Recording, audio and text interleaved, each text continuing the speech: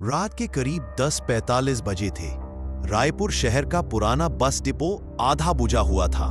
ठंडी हवा में धूल अजीब तरह से गोल गोल घूम रही थी, जैसे किसी को रास्ता दिखाती या छुपाती हो। यही जगह खड़ा था कबीर, जिसे अपने चाचा के इलाज के कागज लेकर सांवरगढ़ गांव पहुंचना था, जो शहर से लगभग 22 किलोमीटर दूर था। पर उस समय डिपो पर सिर्फ 2 बसें खड़ी थीं, एक बंद, दूसरी खराब। कबीर ने पूछा, भैया सांवरगढ़ कोई बस, कोई ऑटो? एक बूढ़ा मैकेनिक बोला, सांवरगढ़ रात में? बेटा उस तरफ कोई नहीं जाता। कबीर को बात अजीब लगी, पर मजबूरी थी। तभी डिपो के दूसरे कोने से एक पुराना सा मिनी ट्रक धीरे धीरे आया। उसके शीशे पर मोटी धूल जमी थी, जैसे महीनों से साफ न हुआ हो। ड्राइवर दुबला पतला, लंबा, आंखें गहरी। वो धीरे से बोला, अगर जाना है तो बैठ जा, लेकिन 2 बात याद रखना। पहली, रास्ते में धूल उठे तो आंख मत खोलना। दूसरी, कोई आवाज पुकारे तो जवाब मत देना।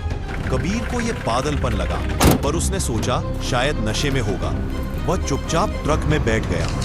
रास्ते का डरावना बदलना। कुछ मिनट बाद शहर की रोशनी खत्म हो गई और सड़क कच्ची और सुनसान होने लगी।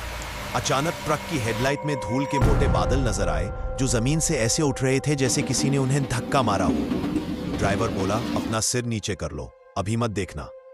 कबीर ने खिड़की से बाहर देखने की कोशिश की, पर ड्राइवर की सख्त आवाज गूंजी, पीछे मत देखना, चाहे कुछ भी हो। ट्रक लगातार हिल रहा था, कोई है? जैसे पीछे कोई भारी चीज कूद रही हो। कबीर ने घबराकर आंखें बंद कर ली। पहली आवाज कुछ देर बाद पीछे से एक महिला की रुलाई सुनाई दी। बचाओ, कोई है? कबीर उछल पड़ा, भैया कोई पीछे। ड्राइवर चिल्लाया, चुप, इंसान नहीं है वो। जवाब दोगे तो तुम्हें भी ले जाएगी, जैसे औरों को ले गई। कबीर का बदन पसीने से भर गया। सी धूल का हाथ अचानक ट्रक रुक गया। कबीर ने बिना सोचे पीछे देखा और उसका दिल जम गया। सड़क पर धूल का एक विशाल मानव जैसा आकार खड़ा था, जैसे धूल के कण किसी अदृश्य शरीर पर चिपक कर खड़े हो। उसके हाथों के सिरे मुड़े हुए, उंगलियां धुएं जैसी। वह धीरे धीरे ट्रक की ओर बढ़ रहा था। ड्राइवर ने स्टीयरिंग जोर से मोड़ा और ट्रक फर्राटे से भागा। तुमने पीछे क्यों देखा? वो अब हमें पहचान चुका है। सी गांव में पहुंचने की कीमत करीब 15 मिनट बाद ट्रक अचानक सांवरगढ़ के किनारे रुक गया। धूल का वह साया अब नहीं दिख रहा था। ड्राइवर बोला, उतर जाओ। आगे मैं नहीं जा सकता। कबीर उतरा और हाथ जोड़कर बोला, बचा लिया। आपने बचा लिया, धन्यवाद भैया। बचा तो लिया, लेकिन देर से समझे तुम।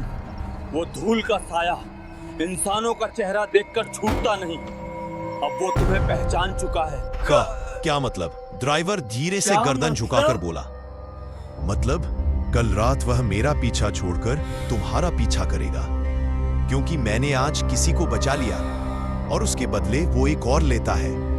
कबीर डर से पीछे हट गया। मैं अब जा रहा हूं। 1 साल पहले उसने मुझे भी ऐसे ही पकड़ लिया था।